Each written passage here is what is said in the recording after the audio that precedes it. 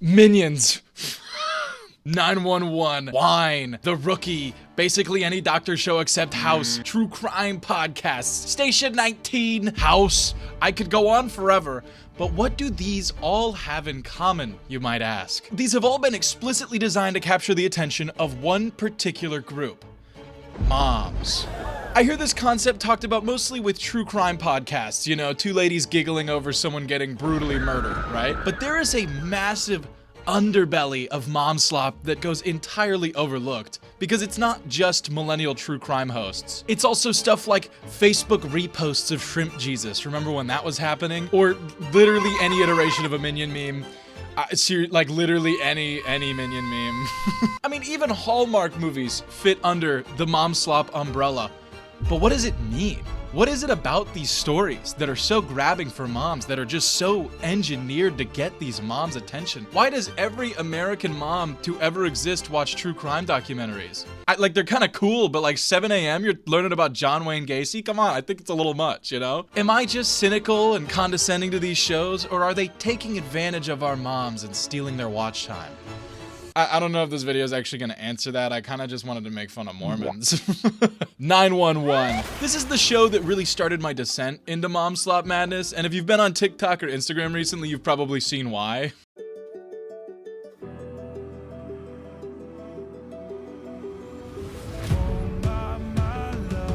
What the heck is that? God, it's so perfect. I mean, this is what they show in like Momslop school. I mean, they check every box, you know, vaguely washed up celebrity staring into the camera. They've got the police, firefighter, or doctor, whatever they are, uniforms on. They've got some abstract threat that they are definitely gonna be able to stop. I mean, they've even got the blandest, most radio-safe piece of shit song known to man. I'm sorry, I hate Alex Warren's music. It really is like the audio equivalent of eating a couch. It's just, it's so boring. But this commercial had it all, and it really made me realize there's a whole world of this stuff out there, so I decided to delve deeper. Also, really quickly, this video is mostly a joke. If you like the shows that are in this, more power to you, man. I think they kind of suck, but I like Evil Bong, so what do I know, right? Also, maybe please subscribe. 911 is a drama show that's been on Fox and ABC since like 2018 that follows a group of firefighters, police officers, and like dispatchers or whatever, just public safety guys, I don't know what to call them, helping in LA responding to emergencies, right? So pretty generic idea, nothing too crazy, just guys responding to car crashes and burning buildings, right? Hey, why is she in space? This show really likes to throw the most insane plot lines at you, and it always just feels really odd. It's always just not quite there, you know? Like, the first few minutes of every episode plays out like, "Hey, Rob Lowe, welcome back to another chill day on the job. I can't wait to work a whole nother awesome day with..." Is that the ocean? Or the Be NATO episode? 911, what is your emergency? That is a real teaser from season 8 that really exists. That's what happens in season 8.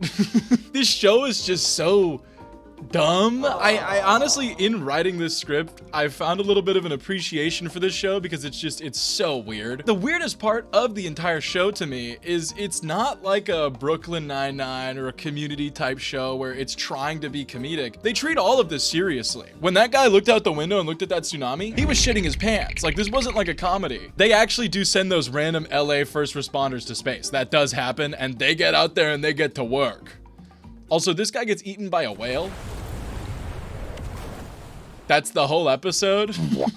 And don't get me wrong, I'm all for these wacky out-of-pocket shows like this when it's intentional, but this feels like they started off as a normal firefighter show. You know, season 1 was pretty normal. Season 2 had like an earthquake. Okay, that's at least a 6. 7. It feels like the views just weren't there for that, so they just decided they needed to keep ramping up to see what they could do to jangle the keys in front of you, you know? That being said, I'm probably gonna watch those keys jangle because that guy getting eaten by the whale was really funny. Hey, Before we go any further, I want to take a second to talk about today's sponsor, Clover. Clover is a financial app designed to give you faster, smarter access to your money without the hidden fees or predatory practices you might see with traditional payday options. With Clover, you can access up to $400 before payday with no credit check, no interest, and 0 late fees. And this early access can be very helpful when you get hit with life's unexpected expenses. You know, maybe some car repairs, maybe extra groceries, maybe a swordfish in your leg, or your dad gets eaten by a whale, really anything that comes up before your next paycheck. And one thing that really stands out to me about Clover is how transparent they are with everything. There's no monthly membership to use the app. All you have to do is either wait a few days to get your funds with no charge, or pay a small fee if you want an instant transfer. Now, you're probably wondering, well, then where do they make their money, right? Clover only makes money through partnerships with brands in the app, as well as their optional instant transfer fees. So there's no charging interest and there's no late penalties. So if you're ever hit with an unexpected emergency and you need a little flexibility before payday, Clover is definitely worth checking out. And you can go ahead and click the link in the description below to let them know that I sent you. But that being said, 911 is just the tip of the iceberg of this Momslop behemoth. There are so many shows that follow this setup, and once you see it, you can't unsee it. You know, shows like Grey's Anatomy. Grey's Anatomy is what I would call the king of all Momslop. It has lasted for so long. I mean, it's on like, what, season 22? How are these doctors still alive? Now, I've actually seen some episodes of this show before working on this, so I can really give my opinion on it, which is, I don't really get it. I mean, maybe when I become a mom, I'll understand, but to me, it just feels so, like, formulaic. This is what I mean when I say moms deserve better. When I see shows like this, I feel bad for them, you know? If you're unfamiliar, Grey's Anatomy is a medical drama following a group of doctors who work in like a Seattle hospital, right? And again, it is not a comedy. These are not designed to be expressly funny. It's just kind of how they are.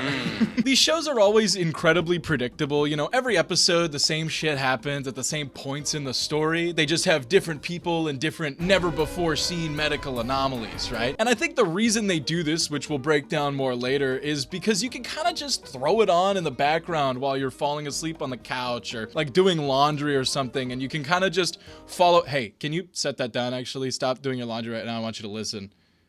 Okay, thank you. You can kind of just get the gist of the episode by half listening, you know? That being said though, to avoid any monotony of having this same exact story beats, the episodes always get weirder and weirder as the show progresses. Like, I mean, I'm just looking through some of these episodes here, and season 22, episode 14, a couple land in the hospital after getting hit by a wrecking ball. I'm sorry? Why did they do that? Or when they had Millie Bobby Brown perform a thoracotomy over the phone. I don't know why they had her here. I just thought it was kind of funny because she was on season 11. But this happens with all of these shows. This happened with 911, Grey's Anatomy, pretty much anything that I listed, even the Minion memes. I mean, I think you could pull up any episode for me, and in the first 5 minutes, I know exactly what happens and to who. Especially Grey's Anatomy. It's literally just, here's a guy with a crazy medical emergency. Oh shit, they're gonna die. Wait, huh, no they're not. Wait, we messed up. They actually are gonna die, dang it. Here's an inspirational speech from the main doctor. Flatline fake out. They give this guy a single leg in the middle of his body for some reason. Patient pulls through last second and we get a happy ending. It's cinema every time, baby. Oh, also, they fuck. Sorry, it's a TV-14 show. They have steamy moments and scandalous escapades to try to keep you invested in the story, right? I've noticed some Momslop shows tend to cut this out, but the biggest ones, the biggest players in the field always have this part. You always gotta have some middle-aged buff dude ravaging the hospital staff. I mean, seriously, by like season 3 of all these shows, he's slept with half the staff. I don't know how he's not been fired. But after I really started to watch some of these shows, I started to realize these aren't just bad TV shows with mediocre writers designed to get these middle-aged women. This has been specifically engineered over the last 20 or so years to grab every little ounce of attention out of our moms. And let me explain how. Rule number 1, there always needs to be something happening. Every moment someone isn't dying, cheating, trapped in a whale, I guess, or longingly staring into a mirror in the bathroom is a moment that the viewer could get bored and change the channel. This is why these shows are constantly cutting over to random side characters that you don't really care about, but you're fine seeing a little bit more about them, right? Oh, a quarter?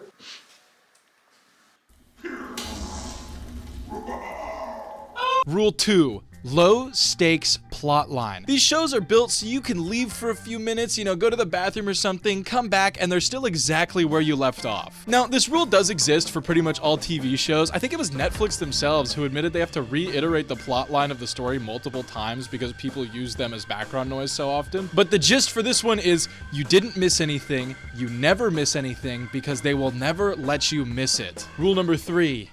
Sad, sad, sad, sad. Every second needs to be sad. Not super in your face sad or even for a specific reason, but there will always be some sad guitar strums or ambient minor chords in the background to really tug at your heartstrings.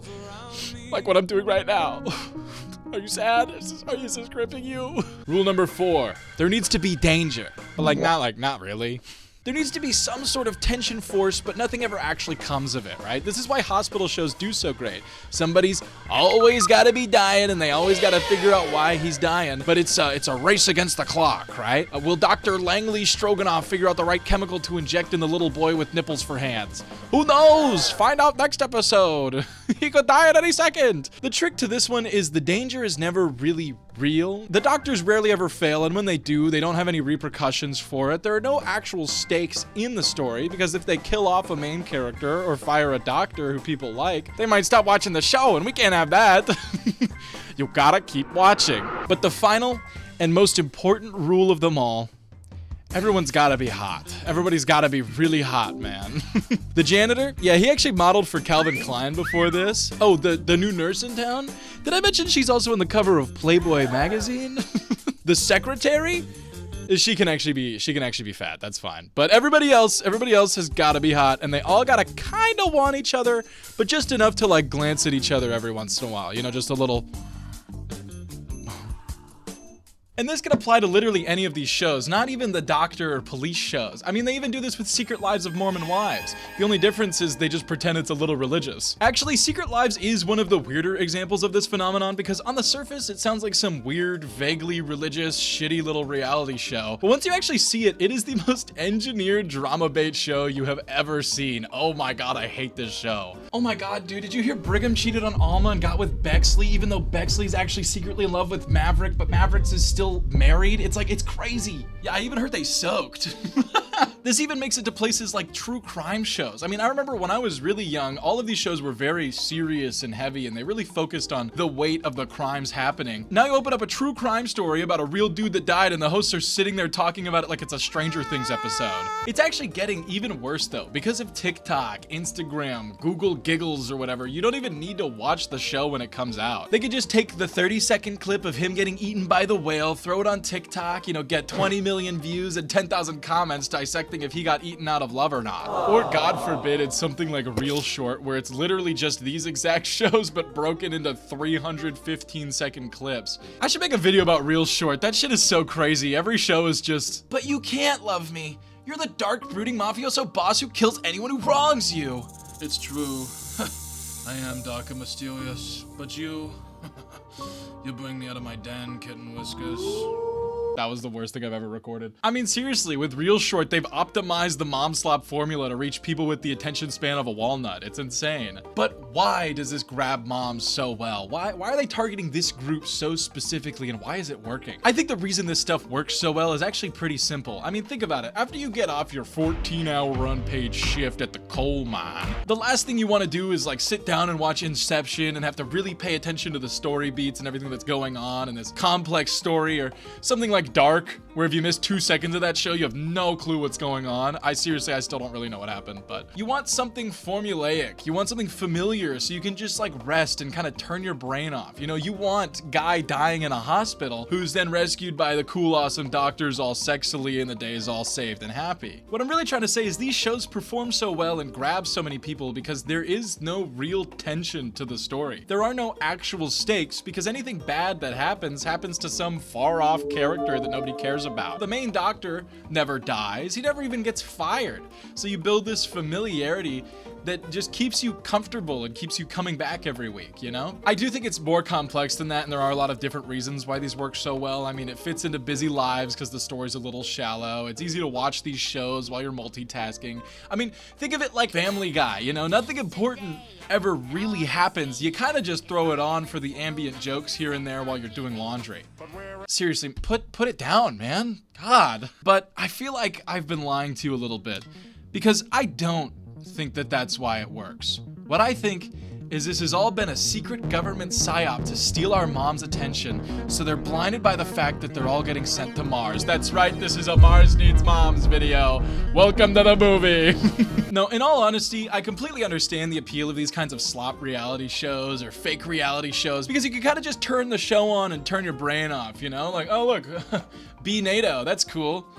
I wonder when Rob Lowe's gonna take his shirt off again. Like, it's so easy to just mindlessly watch. But at the same time, it just feels a little lame that these shows get so heavily rewarded for such formulaic and frankly lazy writing. To me, it feels like a studio pandering to its audience because it doesn't really respect them and knows that they'll just kind of watch whatever is put in front of them because it's vaguely tense, you know? I think the worst part of all of this is that it kind of got me, man. I watched a few episodes of all of these shows so I could really be more informed, and by episode 3, I started recognizing names. I started wondering how they were gonna fix the guy with the swordfish in his leg, and I'd be sitting there thinking to myself, who would sit here and watch these while I'm clicking the next episode? It really gets you. But with that, that's about all the mom slop I can really handle for one day. If you like this video, let me know. If this episode gets 7 likes, I will watch every episode of Grey's Anatomy and tell none of you. Thank you once again to the Patreon. You guys are awesome. But with that being said, my name is Prisk. Reggie's back there. He's probably like wine drunk or something. And I'll see you on Mars. Because like they need moms. Please tell me you guys remember that movie.